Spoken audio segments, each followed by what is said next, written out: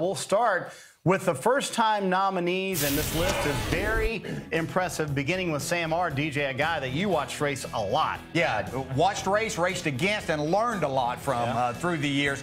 You know, Sam, I started racing with him in the late model sportsman time, but when the Busch Series came along, Sam R. was one of those drivers. He, Jack Ingram, Tommy Ellis, those were drivers that really made their mark there. And he was such a tremendous driver, but he built the cars, he built the chassis, he worked on the cars, did everything. So, you know, without his injury years after that, there's no telling how many more races and championships he may have won. The guy that jumps off the list, though, Ray, Tony Stewart, three-time Cup champion.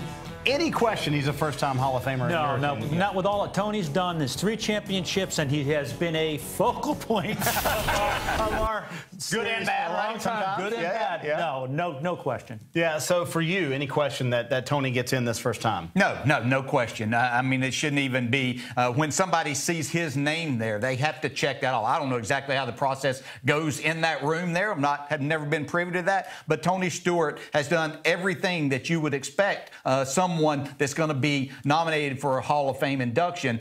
He's done everything in the sport that you could possibly ask. Wins, but, you know, now he's a great car owner. So just so many things. And he's moved the needle. I think that's something that you have to look at. And the needle's jumped around a couple of times, you know, back and forth a little bit. But first-time ballot for sure. Even you guys were not unanimous. And we'll hear from Tony Stewart live in just a moment. He's going to call into the show. But even you guys were not unanimous. Even Jeff Gordon was not unanimous. That's the one that surprised me. I wasn't unanimous? No, I'm sorry, Ray. People didn't vote for you, bud, when you got in.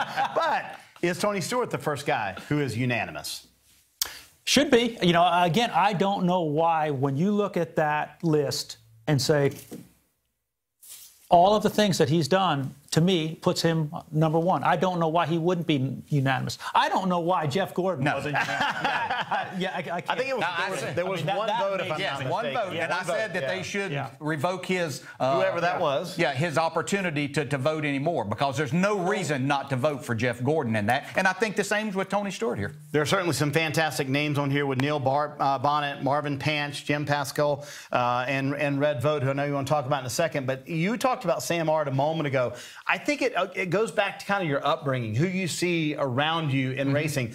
But Sam Ard did everything, was injured in a crash at Rockingham, could have probably continued another number of years and won more races.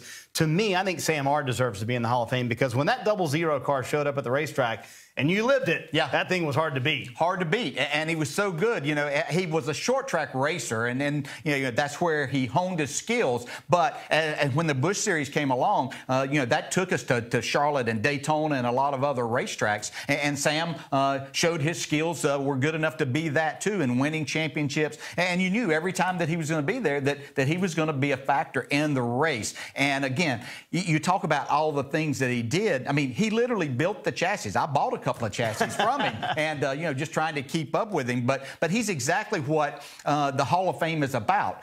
People that went in, gave everything that they had, and were successful at it in those two championships. He literally, along with a few others, carried the Busch Series on to what it is today, the Xfinity Series. And real quick on Red Vote, do you think the mechanics of his day get enough credit, Ray, for what they did in really building the sport?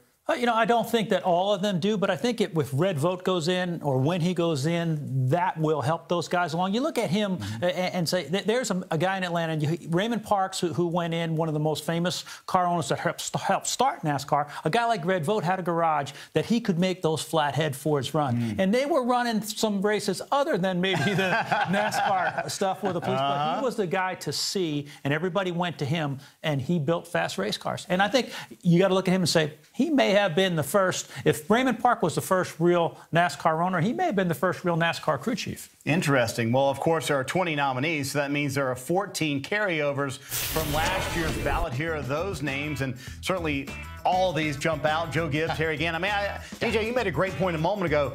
We'll probably see all these guys in the Hall of Fame at some point.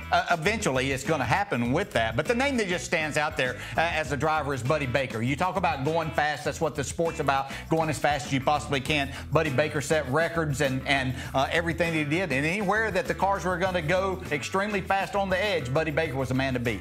And here's Harry Hyde, another great crew chief. Bobby Labonte, to me, jumps out. And you may forget, obviously won the Cup championship, Ray, but then won the Xfinity Series championship as well. Yeah, and raced against Bobby basically my whole career. Came up at the same time. True gentleman. But again, champion in both series. He jumps out at me too, Marty. You wonder if Ralph Moody and Holman and Moody should go in together. Absolutely. Almost, you know? I think so for sure. I think Ralph Moody certainly deserves to be in. Larry Phillips, I know, Ray, he was a guy everybody's trying to beat back in the day. Yeah, along with without a doubt. 5-time weekly National Series champs. But I'm going to tell you, the guy that jumps out at me on the bottom of that list is Waddell Wilson because of the history he has building. His first engine was for 1963 with Fireball Roberts and went on for Pearson and Parson and Lorenz and, you know, and Yarborough and all these guys.